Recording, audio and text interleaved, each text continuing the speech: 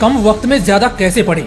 इस सवाल का जवाब आपको इस वीडियो में मिल जाएगा और मैं यकीन के साथ कह सकता हूँ कि ये वीडियो देखने के बाद आप 4 घंटे में याद होने वाली चीज को 1 घंटे में याद कर लोगे। देखो, पढ़ना बिल्कुल भी मुश्किल नहीं है, बस कैसे पढ़ना है ये जानना ज्यादा जरूरी है। हर गेम के रूल्स होते हैं और अगर आप उन रूल्स के अकॉर्डिंग उस गेम को नहीं खेलते तो आप बार बार आउट होते रहोगे। पढ़ने के कुछ इजी गोइंग सीक्रेट्स को अगर आपने जान लिया तो पढ़ना सिर्फ आसान नहीं होगा बल्कि कम वक्त में ज्यादा पढ़ाई होगी।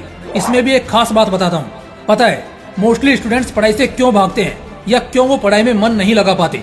बहुत ही सीधा सा जवाब है कि उन्हें कोई भी चीज याद करने के लिए बहुत मेहनत करनी पड़ती है जो वो करना नहीं चाहती। इसलिए कहता हूँ, अगर एक फ्लो में स्मूथली चलकर स्टडी रूटीन मैनेज करोगे तो कभी भी पढ़ने में दिक्कत नहीं होगी। लेकिन बिना किसी रेगुलेशन और सिस्टम के बार बार कहीं से भी पढ़ोगे और कुछ भी पढ़ोगे तो कोई फायदा नहीं होने वाला। हो सकता है कई बार 1 घंटे की चीज आपको 10 घंटे में याद हो तो कई बार याद की हुई चीजें भी भूल जाओ। ऐसे में मैं आपके साथ शेयर करूंगा कुछ ऐसे स्मार्ट स्टडी सीक्रेट्स जिनसे एक सबसे बड़ा प्रॉब्लम आपका सॉल्व हो जाएगा और वो प्रॉब्लम है जल्दी याद ना होना। तो चलिए जानते हैं। पॉइंट नंबर 5, मल्टी स्टडीइंग को एकदम अवॉइड करो। आपने मल्टीटास्किंग सुना होगा, हाँ वही, जहाँ हम 10 काम एक साथ करने बैठ जाते हैं और ढंग से होता कुछ भी नहीं है। ठीक इसी से जरा सिमिलर है ये टर्म मल्टी स्टडीइंग। पढ़ाई करने बैठने से पहले एक कंफ्यूजन को क्लियर करना सीखो कि आपको पढ़ना क्या है। हर एजुकेशनल बोर्ड में स्टैंडर्ड वाइज 5 से 6 सब्जेक्ट्स होते ही हैं। पढ़ना आपको सभी को है, लेकिन सबको एक साथ पढ़ना बेवकूफी है और पढ़ना भी नहीं चाहिए। सारे सब्जेक्ट्स को अगर एकदम रफ्तार में खत्म करने के लिए ट्राई करोगे तो कुछ भी समझ नहीं आएगा और याद किया हुआ भी भूल जाओगे। इसलिए एक एक करके फिनिश करो। अगर कम टाइम में ज्यादा पढ़ना है तो उसके लिए सबसे पहले ये क्लियर करो कि पढ़ना क्या है।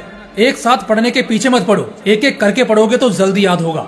Point number 4, do the difficult portion first for sure.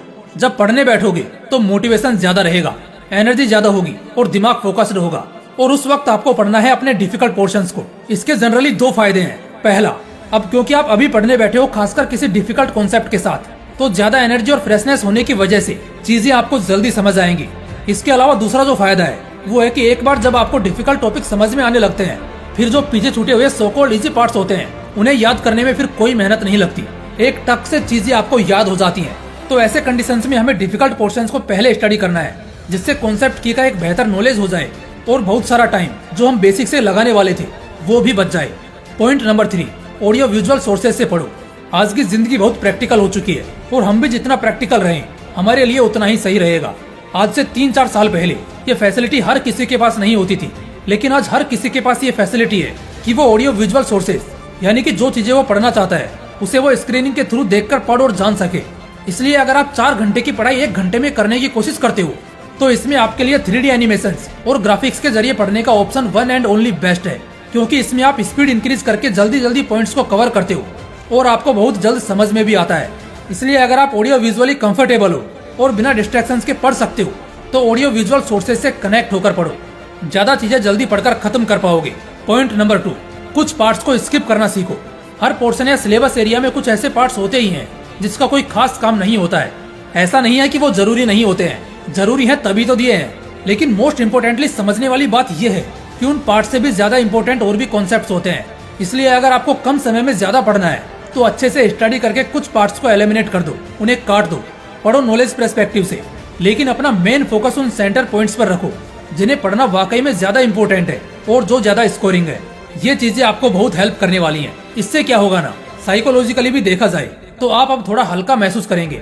जब आपके सामने 1000 चीजें होंगी तो उस वक्त आप सही ढंग से नहीं पढ़ पाएंगे, लेकिन जब आपके पास चीजों को एलिमिनेट करने के बाद कुछ कॉन्सेप्ट्स बचेंगे तो उस वक्त पढ़ना न सिर्फ इंटरेस्टिंग लगेगा बल्कि बहुत सारा समय भी बच जाएगा और तब आपका समय तो कम लगेगा लेकिन पढ़ ज्यादा पाओगे। पॉइंट नंबर 1, मेंटर सपोर्ट लो। कुछ लोगों के केस में ये बहुत हेल्प करता है जिनके घर में कोई बड़ा लड़का है जो छोटे लड़के से 2-3 साल सीनियर है और ज्यादा अच्छा पढ़ता भी है। उसकी हेल्प से डेफिनेटली उस छोटे लड़के की पढ़ाई बहुत आसान हो जाएगी। क्लास और ट्यूशंस वगैरह में हम खुलकर अपने डाउट्स नहीं पूछ पाते और न ही हमें इसका कोई सेटिस्फाइंग जवाब मिल पाता है, जिस वजह से कंफ्यूजन क्रिएट होता है और आसान पजल भी बहुत हार्ड लगता है। दोस्तों, इन सिचुएशन में अपने किसी सीनियर से थोड़ी हेल्प लेना, मेंटरशिप लेना आपके बहुत काम आ सकता है। आप आसानी से पढ़ाई कर सकते हो, उनसे अपने डाउट्स क्लियर कर सकते हो और बहुत हद तक आप अपना बहुत सारा समय और एनर्जी बचा सकते हो। इसलिए अगर आपके पास कुछ ऐसे लोग हैं जो आपसे सीनियर हैं और अच्छा पढ़ते हैं तो आप उनकी हेल्प जरूर लें। दोस्तों, अगर वीडियो अच्छा लगा तो इसी तरह की फैंटास्टिक और मोटिवेशनल वीडियोस देखने के लिए चैनल को सब्सक्राइब करके बेल आइकन जरूर प्रेस कर लेना। फिर मिलते हैं नेक्स्ट वीडियो में एक नए मोटिवेशन के साथ। जय हिंद, वंदे मातरम।